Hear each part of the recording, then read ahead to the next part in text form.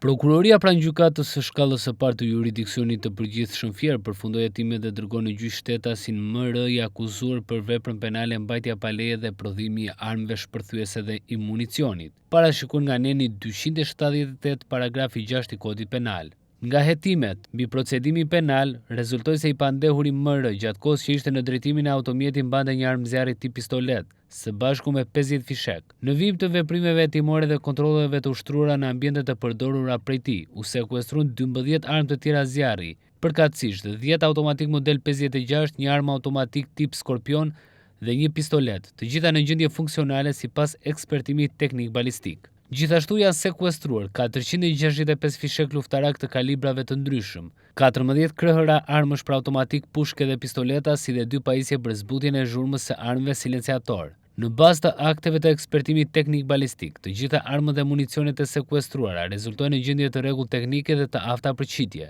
Hetimet evidentuan gjithashtu të dhëna që krijojnë dyshime se një pjesë e armëve mbajnë me qëllim shitjen e tyre në mënyrë të palishme, fakte këto që janë objekt hetimi në një procedim penal të ndarë. Prokuroria Fier e angazhuar në goditjen e çdo forme të kriminalitetit që cënon rendi dhe sigurinë publike, veçanërisht të veprave penale që lidhen me armbajtjen pa leje, prodhimin dhe tregtimin e palishëm të armëve dhe municioneve. Në bashkëpunim të ngushtë me Policinë e Shtetit dhe institucionet e tjera ligjzbatuese, prokuroria do të vijojë të ushtrojë me vendosmëri kompetencat e saj kushtetuese dhe ligjore për identifikimin, hetimin dhe ndjekjen penale të autorëve të këtyre veprave, me qëllim garantimin e rendit publik, rritjen e sigurisë së qytetarëve dhe forcimin e besimit të publiku te drejtësia.